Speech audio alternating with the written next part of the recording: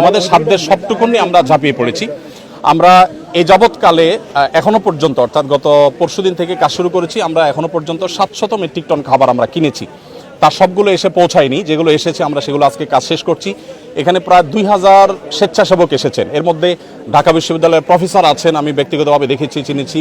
আবার ঢাকা ইউনিভার্সিটির সহ সমস্ত বিশ্ববিদ্যালয়গুলোর বিভিন্ন বিশ্ববিদ্যালয়ের স্টুডেন্টরা এসেছেন, বিভিন্ন শ্রেণী পেশার মানুষ এসেছেন, বিভিন্ন ব্যবসায়ীরা এসেছেন। তো এমন ছোট ছোট শিশুরাও এসেছে, তারা প্যাকেজিংয়ের কাজে হেল্প করছে। আমাদের ইতিমধ্যে 5-7টি গাড়ি ইতিমধ্যে স্পটে পৌঁছে গেছে এবং মহিপালে বাংলাদেশ সেনাবাহিনীর যে ক্যাম্প, সেখানে আমরা আজকে সকালে 2 ট্রাক মালামাল হস্তান্তর করেছি, আর 3 ট্রাক গত রাতে চলে গেছে। আজকে আমি নিজে ইনশাল্লাহ ঘন্টাখানিক পর স্পটে যাব এবং আমার সাথে এখান থেকে আরও 5টা লরি আশা করি মাল যাবে এবং এভাবে রাতে আবার যাবে, আবার সকালে যাবে। আমরা 3টা লেয়ারে কাজ করি। প্রথমত শুকনা খাবার হিসাবে খেজুর, চিড়া, তারপর 2 কেজি করে চিড়া, 2 কেজি করে খেজুর এবং 1 কেজি চিনি, 1 কেজি লবণ। চিনি লবণ দিচ্ছি যদি স্যালাইন বানানোর প্রয়োজন হয়। এই জিনিসগুলো আমরা দিচ্ছি প্রাথমিকভাবে 20,000 পরিবারকে। আর 40,000 পরিবারের জন্য 10 কেজি করে চাল, 2 লিটার সয়াবিন তেল, 2 কেজি মসুর ডাল এবং 1 কেজি লবণ, 1 কেজি চিনি দিচ্ছি। আলুটা দিতে পারছি না কারণ আলু পচে যাওয়ার আশঙ্কা আছে, কারণ লরিতে দেখা যায় পথে রাস্তায় কী হবে আমরা জানি না, যদি 2 দিন জ্যামে পড়ে থাকে তাহলে সেক্ষেত্রে এগুলো পচে যাবে। সেক্ষেত্রে আমরা হয়তো নগদ কিছু টাকা দিব যাতে করে তারা কিনে নিতে পারে।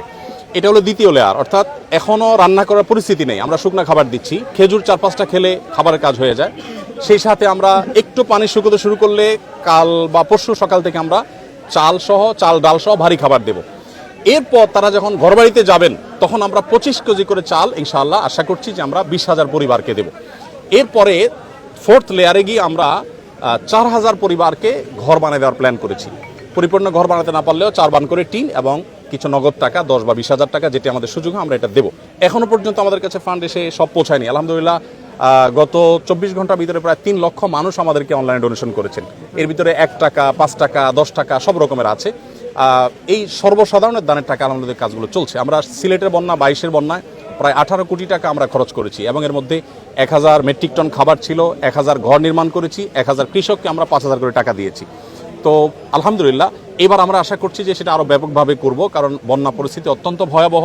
প্রতিনিয়ত আমাদের কাছে সাহায্যের জন্য মানুষ আসছে, রাত দিন আমাদের কর্মীরা কাজ করছেন, সর্বস্তরের মানুষ এখানে এসে কাজ করছেন। আমি আপনাদের মাধ্যমে উদাত্ত আহ্বান করতে চাই আমাদের দেশের সর্বস্তরের মানুষকে। আমাদের দেশে মানুষ একে অন্যের বিপদে ঝাঁপিয়ে পড়েন, এর পূর্বে আমরা বিভিন্ন সময় দেখেছি। এবারও আশা করি যে এই বন্যায় আমরা প্রত্যেকে যার যার সাধ্য অনুযায়ী আমাদের আশেপাশে থাকা আমাদের জানাশোনা মানুষগুলোর পাশে আমরা দাঁড়াবো এবং সবাই যদি সম্মিলিতভাবে আমরা প্রচেষ্টা করি, জাতীয় দুর্যোগ মোকাবেলা করা কোনো ব্যাপার না ইনশাআল্লাহ বিদিনিল্লাহ। 40 বা 50 লক্ষ মানুষ আক্রান্ত, সেখানে আমরা বাকি 18-18.5 কোটি মানুষ যদি জেগে যাই ইনশাআল্লাহ এটা আমাদের জন্য কোনো ব্যাপার না ইনশাআল্লাহ। Thank you so much. জি, আসসালামু আলাইকুম।